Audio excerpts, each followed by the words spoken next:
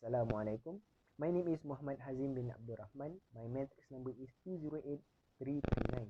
So now I will present about the application of functions, which is linear functions in engineering. The application that I chose is motion of objects. For the justification why I choose this application is because linear functions are the basis of the most significant engineering principles. Engineers always interpret data as part of their jobs and decide lines of best fit for the given data sets. When considering slope, engineers must be able to read and understand graphs that indicate speed, velocity, and acceleration. It is also important for us to learn about linear functions, to analyze data from test sites, and from there we will learn how to build products to be more efficient and more safe. For the explanation of the application, by using the linear functions, we can find speed. Speed is defined as the rate at which the object covers a specific distance in unit time. The SI unit for speed is meter per second.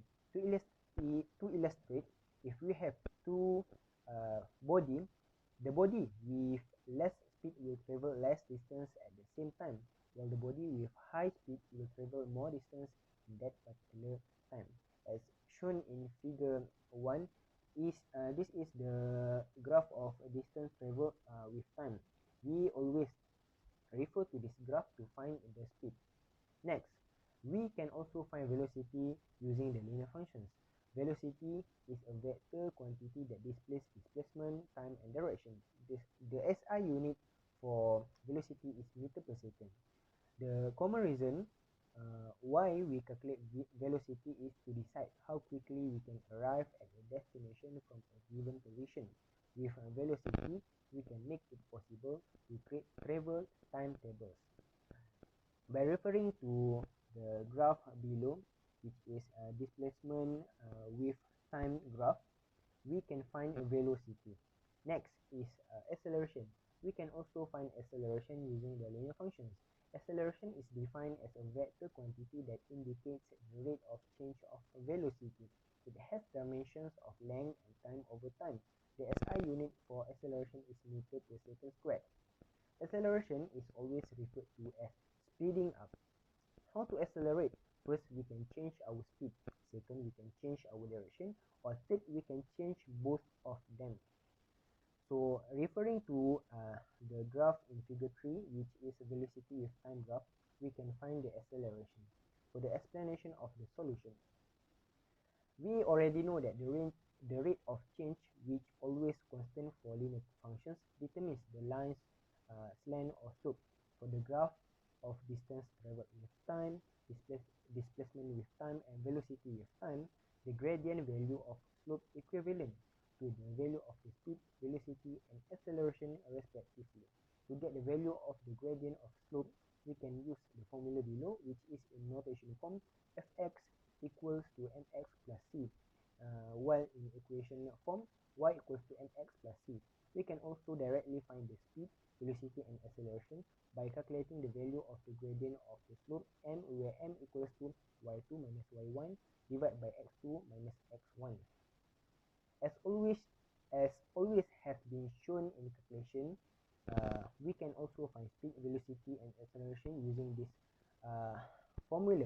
It is same with the previous formula where we are finding the gradient of the slope. In conclusion, learning linear functions is very important for us, even though it is a simple mathematics knowledge because it is applied to many engineering applications, such as in motions, Hooke's law, and Ohm's law. As an engineer, it is compulsory for us to understand what is depicted in the graph.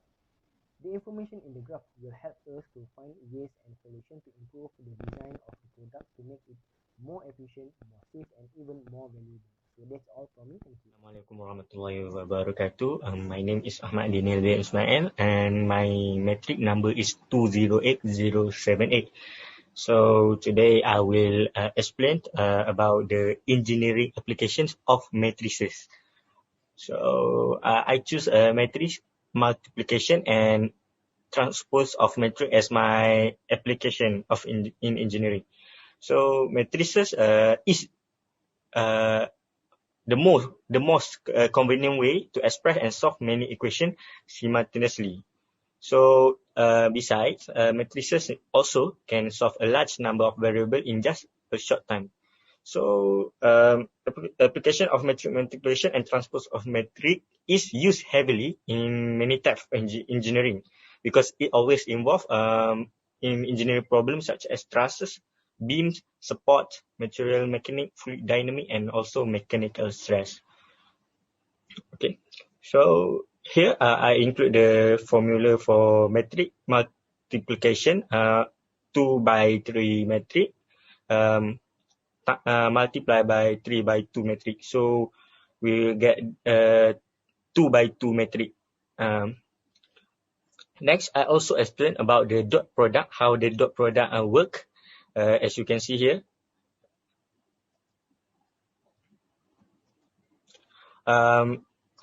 Next, I explain about the transpose of metric.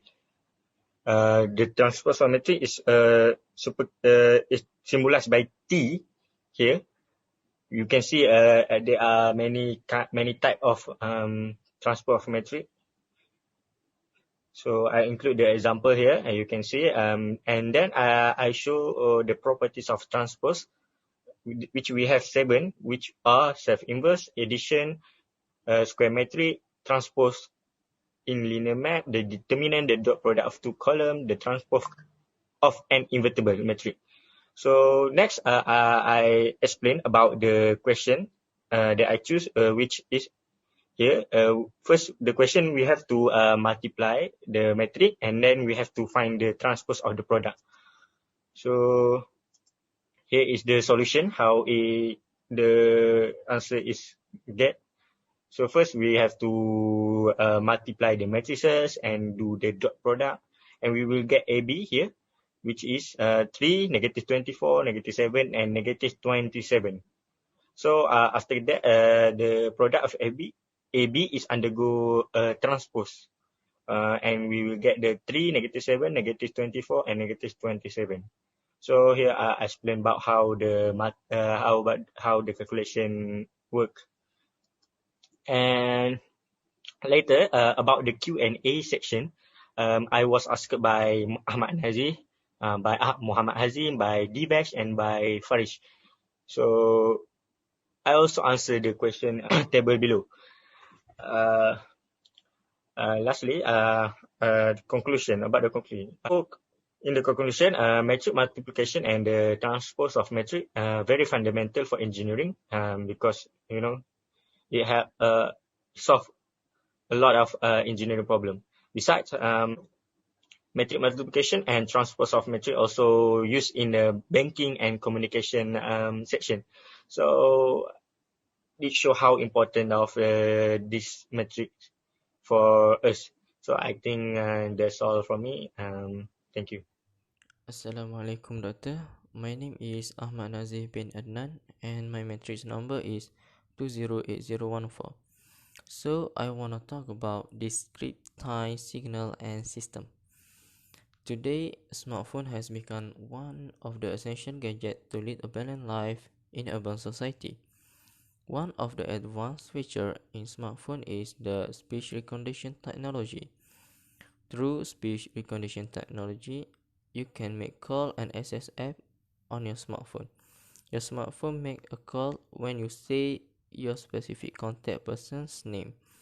For example, if you ask the smartphone to call Ali, the smartphone automatically call Ali's number.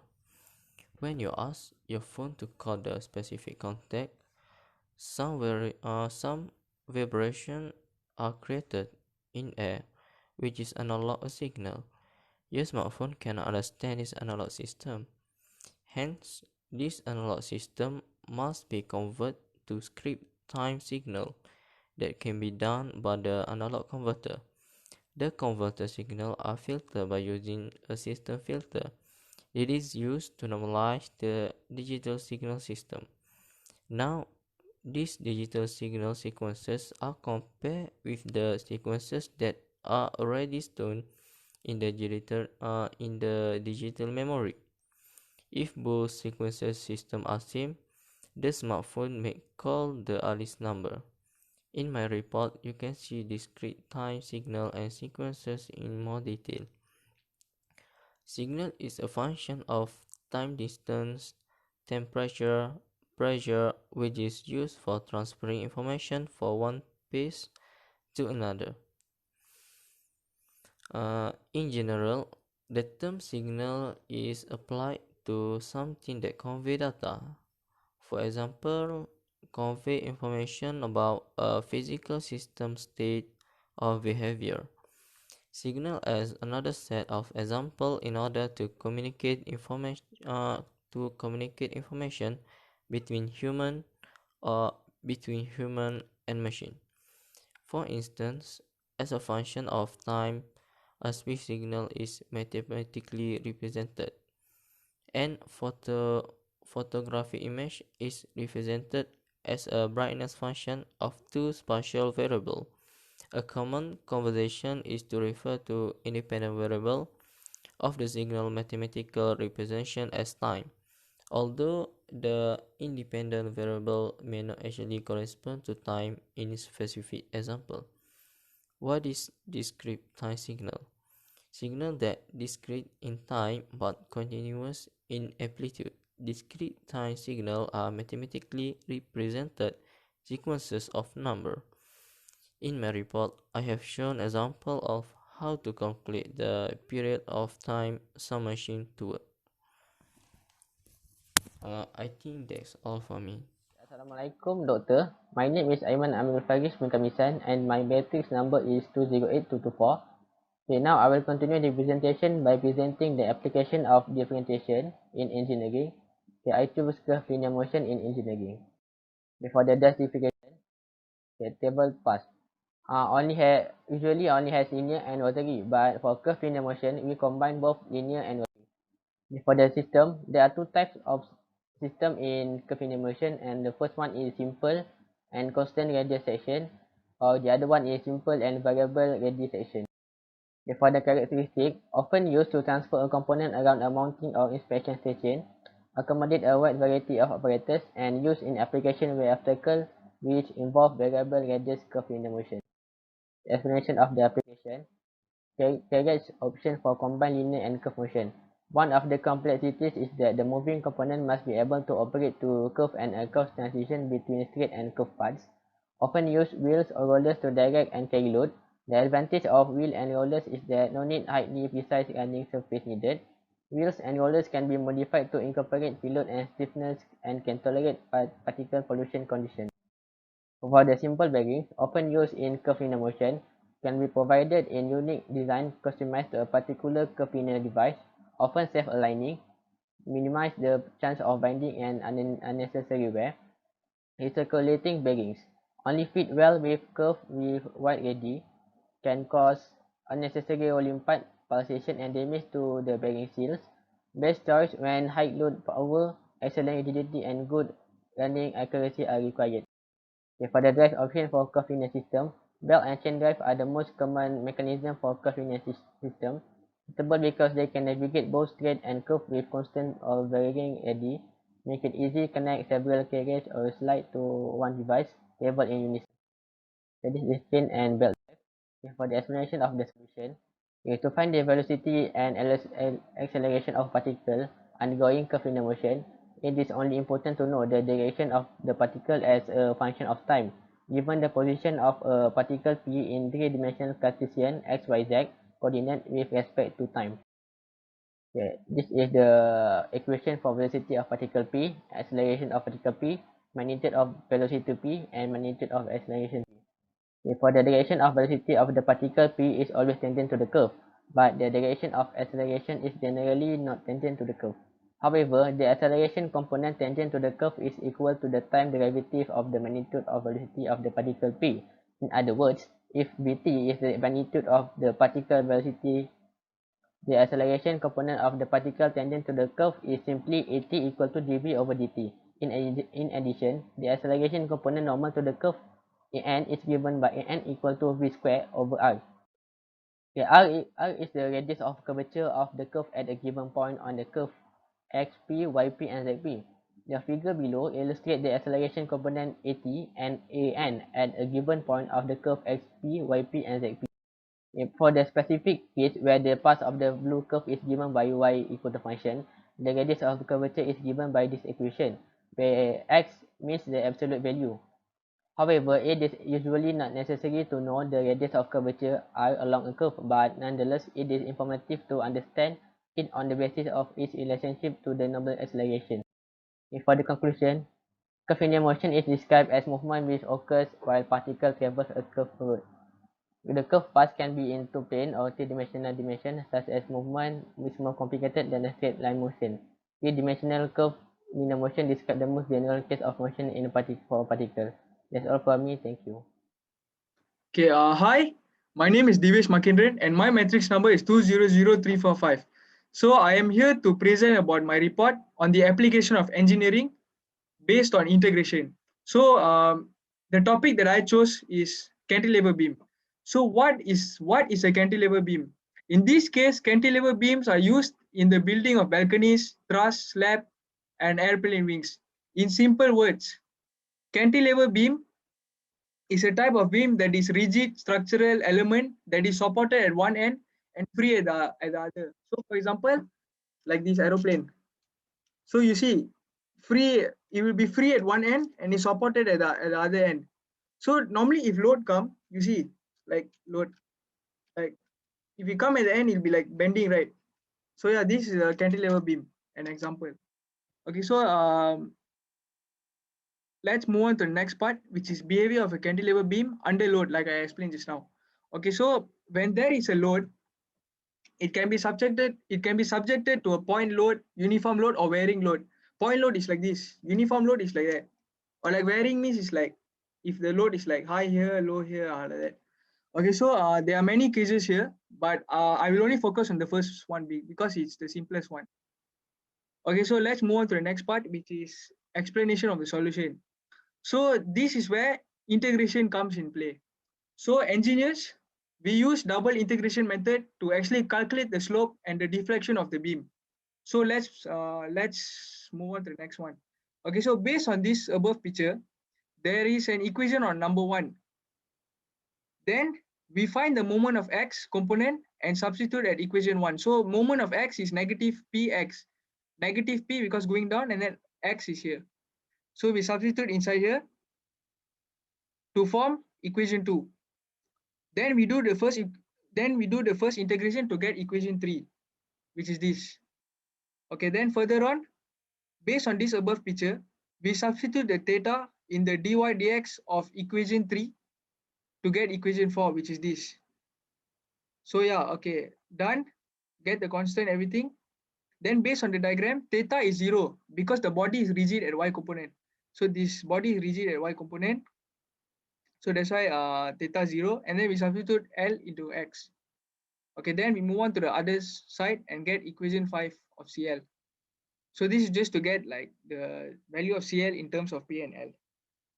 Okay, then based on the above picture, we do another integration for equation 3. For equation 3, we do like a double integration. So this is why double integration. We do another integration, we get another constant. So we just sub back the C1, which just now we got, and then we get this equation 7. Then moving on, once we're done, we can find the value of C in terms of P and L as well. So which is this, but we have to sub y equals 0 and x equals to L. So okay, done.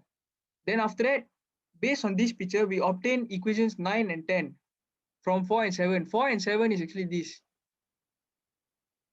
this. All right. Okay, 9 and 10, we just get what? The theta and y. And then once done, we just find in terms of y and terms of theta, because y is the deflection, theta is the slope. Okay, in conclusion, engineers have to apply basic integration to calculate the slope and the deflection of the beam in order to know the strength and the rough structure of the beam. It is highly efficient because there are many construction using beams like bridges, balconies, and airplane wings, and of course, etc. This will ensure a precise reading when constructing the building. Thank you.